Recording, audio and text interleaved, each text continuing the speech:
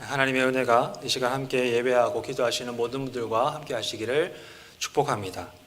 세계 여러 나라는 자국의 중요한 인물 혹은 사물들을 어떤 화폐에 새기게 됩니다. 우리나라의 만원권의 앞면에는 우리나라 역사상 아주 위대한 성군으로 기억되는 세종대왕이 그려져 있죠. 그리고 그 뒷면에는 세종대왕 시기에 장영실이 시작하였던 천체시계인 혼천의가 새겨져 있습니다. 그림으로 보여드리지 않아도 아마 너무 익숙하게 잘 아실 것이라 생각합니다. 화폐에 새겨진 도안, 그것은 그 나라의 역사, 문화, 예술이 잘 묻어나 있어서 한 나라의 얼굴이라고 말할 수도 있을 것 같습니다. 이탈리아에도 유명한 인물들이 참 많죠. 레오나르도 다빈치, 갈릴레오 갈릴레이 같은 인물들은 우리에게도 너무나 잘 알려진 역사적인 인물들입니다. 이들 역시 이탈리아 화폐에서 찾아볼 수 있습니다. 그러나 그 중에서 오늘 잠깐 나눠보고자 하는 인물은 이탈리아 화폐에 그려질 정도로 아주 훌륭한 유산을 남겼던 화가입니다. 바로 미켈란젤로 카라바조라는 사람입니다. 카라바조는 유럽 전역에 종교개혁이 퍼져나갔던 16세기에 활동했던 인물입니다. 그 당시 많은 화가들이 그랬던 것처럼 이 역시 성경을 주제로 하여서 많은 그림들을 남기게 되었죠. 골리앗을 쓰러뜨린 다윗, 그리고 의심하는 도마 그림은 그가 남기고 많은 사람들에게 알려져 있는 아주 유명한 성화입니다. 그리고 그가 남긴 작품들 가운데 오늘 우리가 읽었던 본문, 모리아산에서 이삭을 제물로 바치는 아브라함의 희생 이야기도 그가 남긴 성화 중에 하나로 기억되고 있죠. 그의 그림을 잘 살펴보면 그림 속에는 세 인물이 등장합니다. 중간에 위치해 있는 인물이 바로 아브라함, 그리고 그의 앞에 엎드려서 겁에 질려서 절규하고 있는 어린 아들이 이삭, 아브라함의 손을 붙잡고서 손가락을 들어서 가리키고 있는 어떤 한 인물이 바로 하나님의 사자이죠. 그리고 이 하나님의 사자가 손가락을 들어서 가리키고 있는 곳을 우리의 시선을 따라서 찾아가다 보면 이삭의 눈동자를 닮은 양이 한 마리 그려져 있습니다. 이 카라바조의 그림 속에서 아브라함은 과연 무엇이라고 말해야 할까? 그야말로 그는 아주 결연해 보입니다. 이 100세가 이미 훌쩍 넘겨버린 노인임에도 불구하고 그의 눈빛이 매우 날카롭죠. 아브라함의 눈동자에는 망설임이나 슬픔이 전혀 느껴지지가 않습니다. 수염에 가려져 있어서 잘 보이진 않지만 굳게 다물어 있는 그의 입에는 결의가 또한 묻어나고 있죠. 느닷없이 자신의 행동을 막아선 이 낯선 인물들 향한 아브라함의 표정에는 놀람이나 내 행동을 막아섰다는 것에 대한 안도감 같은 것은 찾아볼 수가 없습니다. 오히려 내가 해야 할 일을 할 수 있도록 하라는 듯한 강한 의지만 묻어나고 있죠. 그의 의지는 손에서도 엿볼 수 있습니다. 칼을 쥐고 있는 오른손에는 확신에 가득 찬 힘이 잔뜩 들어가 있죠. 그 손에는 떨림과 주저함이 전혀 보이지 않습니다. 반대쪽에는 아들의 비명소리나 발버둥 치는 것이 전혀 눈에 들어오지 않는다는 듯이 아들 얼굴을 단단하게 움켜쥔 왼손이 있습니다. 이 왼손 역시 매우 돌처럼 굳건해 보이죠. 칼은 정확하게 아들의 목을 향해서 날이 서 있습니다. 이 어린 아들의 입장, 아버지 손에 굳게 붙잡혀서 움직일 수가 없는 형편에 있는 이 입장에서는 아주 절체절명의 상황에 처해져 있습니다. 낯선 인물이 나타나서 아버지의 팔을 잡고서 그 행위를 만류하지 않았더라면 곧장 그 낯선 칼이 이 어린 아들의 목을 그었을 것입니다. 이 카라바조가 그린 창세기 22장, 그리고 오늘 우리가 읽었던 창세기 22장의 본문은 표면적으로 보면 쉽게 이해가 잘 되지 않습니다. 그 일 후에 하나님이 아브라함을 시험하시려고 그를 부르시되 내 아들, 내 사랑하는 독자 이삭을 데리고 모리아 땅으로 가서 내가 내게 일러준 한 산 거기에서 그를 번제로 드리라.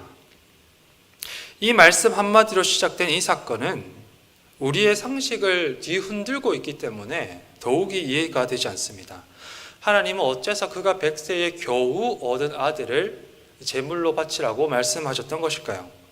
혹시 창세기 22장을 읽으시면서 카라바조의 그림에 묘사되어 있는 아브라함과 같은 모습을 상상하셨더라면 의문은 사실상 더 커질 수밖에 없습니다. 어떻게 아브라함은 한치의 망설임이 없이 자신의 아들을 제물로 바치고자 했을까? 하나님은 과연 이스라엘 그 당시의 다른 민족들의 신들처럼 사람을 제물로 받기를 기꺼워하시는 분이신가? 하나님은 피 흘리기를 즐겨하시면서 잔인한 것을 선한 것으로 받아들이시는 분이신가? 하나님은 우리에게 사랑하는 자녀를 주시고서도 그 자녀를 언제든지 거두어 가실 수 있는 그런 분이신가? 그리고 신의 요구에 따라서 자신의 아들을 이 제물로 바치는 아브라함을 가리켜서 과연 우리는 믿음이라고 해야 할까? 아니면 광신이라고 해야 할까? 만일 이와 같은 질문들에 모두 다 그렇다라고 우리가 대답을 하게 된다면 그럼에도 우리는 그 하나님을 믿을 수 있을까? 물음은 그치지 않고 계속해서 이어지게 됩니다. 우리에게 위안이 되는 것이 하나 있다면 이 카라바조처럼 본문을 읽는 것이 이 본문을 읽는 유일한 답은 아니다라는 것입니다. 당시 많은 화가들은 라틴어로 된 성경을 읽을 수가 없어서 사제들이 들려주는 성경 이야기를 듣고서 그림을 그렸습니다. 들은 이야기에 자신이 상상한 내용들로 채색을 했던 것이죠. 카라바조는 창세기 22장의 문장과 문장 사이, 이야기와 이야기 사이에 이 비어있는 맥락, 비어있는 공간을 자신의 해석으로 채워서 그림을 그렸습니다. 아브라함이 전혀 주저하거나 망설이지 않는 그의 그림을 보면 카라바조는 아마도 믿음의 조상인 한치의 흔들림 없는 순종으로 이삭을 바쳤을 것이다 라고 해석했던 것 같습니다.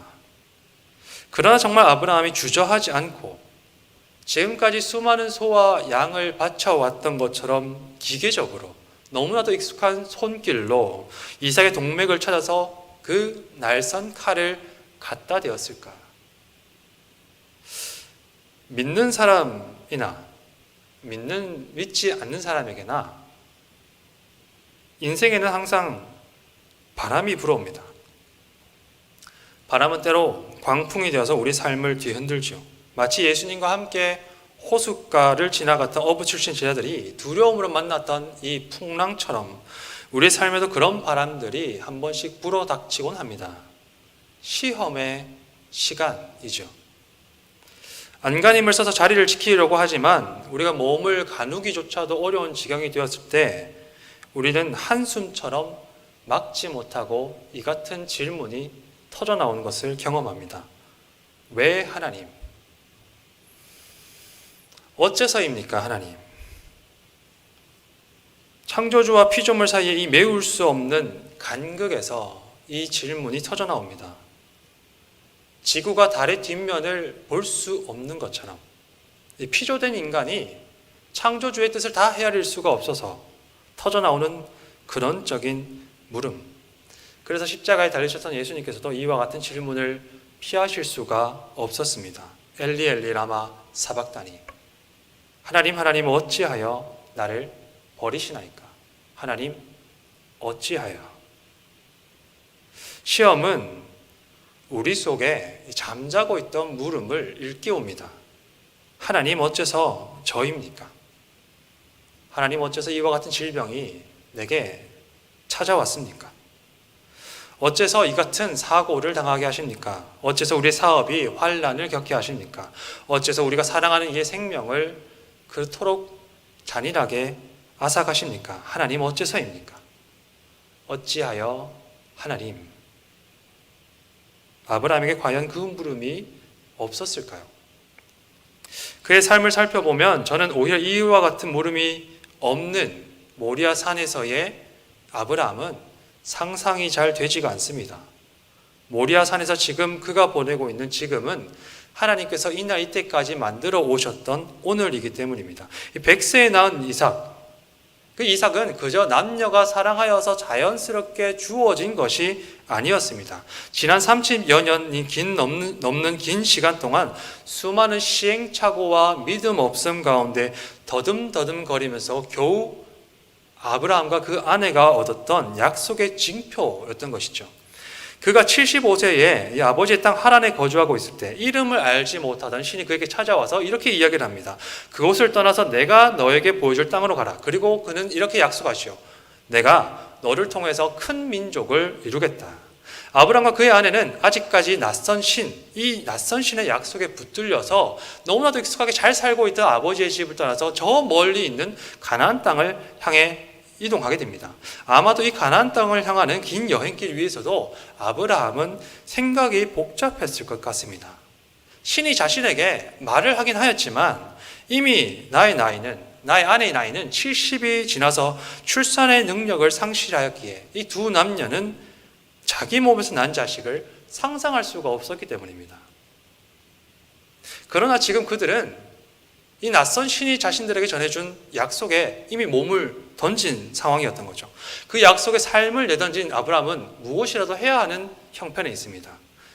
그래서 나름의 방법을 찾던 그는 자기 종 엘리에셀을 상속자로 삼아 그에게서 날 씨앗을 자신의 상속자로 삼고자 합니다.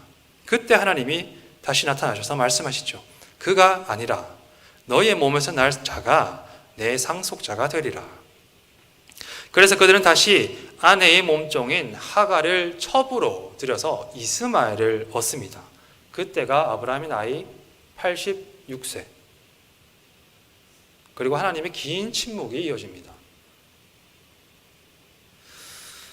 아브라함이 99세가 되었을 때 다시 아브라함을 찾아오신 하나님께서는 마침내 침묵을 뚫고서 이렇게 말씀하시죠. 너는 내 앞에서 행하여서 완전하라. 내 아내 사레는 이름을 사레라 하지 말고 사라라 하라. 내가 그에게 복을 주어서 그가 너에게 아들을 낳아주게 하며 내가 그에게 복을 주어서 그를 여러 민족의 어머니가 되게 하리니 민족의 여러 왕이 그에게서 나리라. 그렇게 하여서 아브라함은 100세가 되어 이삭을 얻습니다. 그가 나름의 믿음으로 지난 25년간 더듬더듬거리면서 신앙과 불신앙 사이를 오고 가면서 마침내 얻었던 아들, 하나님의 약속의 성취이자 그 언약의 상급, 너의 이름을 창대하게 하리라는 약속의 징표가 바로 오늘 이 모리아산에서 제단 위에 바쳐진 이삭이었던 것이죠. 이것을 거꾸로 말하자면 이삭 없이는 더 이상의 하나님의 상급도 없다는 것입니다. 그런데 하나님께서 지금 이삭을 바치라고 하십니다. 모든 것을 내놓으라. 모든 것을 내놓으라는 말씀이시죠. 우리는 카라바조처럼 본문을 읽을 수 있습니다. 아브라함은 수십 년간의 시간과 경험을 통해서 불신앙과 신앙 사이의 갈등을 겪으면서 점차 하나님을 신뢰하는 법을 배웠고 그렇게 이삭을 한치의 망설임 없이 하나님 앞에 제물로 바칠 수 있었다. 그렇게 읽을 수도 있겠죠. 그러나 성경이 이야기하는 그의 인생을 돌아보면 아버지의 집을 떠나서 지금까지 이어져 왔던 그의 여정을 돌아보면 모리아산을 아들과 단둘이 올라가는 아브라함의 심정에는 이루 말로 다 할 수 없는 복잡한 광풍이 불어닥쳤을 것만 같습니다.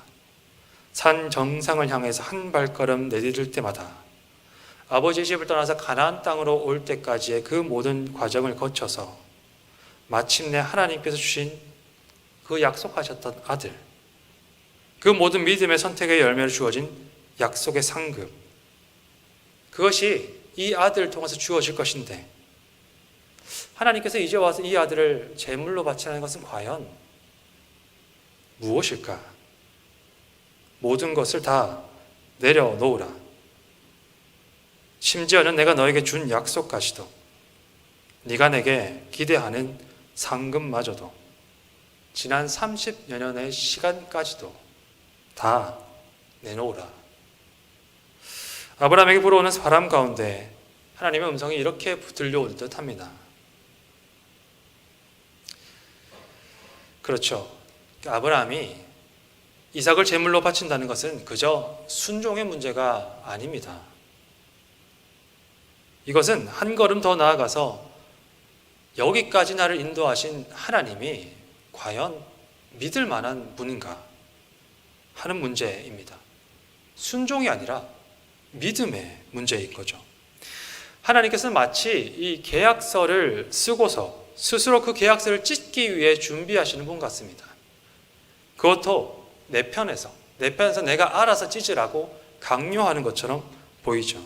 모든 것의 시작이 되는 하나님의 말씀, 아버지의 집을 떠나게 했던 그 말씀이 지금 이 아들 이삭을 향하고 있습니다.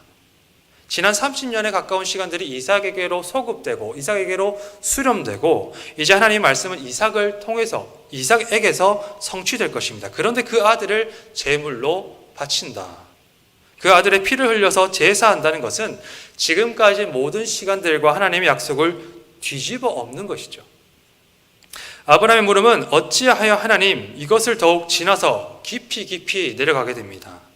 과연 이 하나님은, 이렇게 말씀하신 하나님은, 이렇게 약속하시고 내게 요구하신 하나님은 과연 믿을 만한 분인가? 내가 이 하나님을 믿을 수 있을까?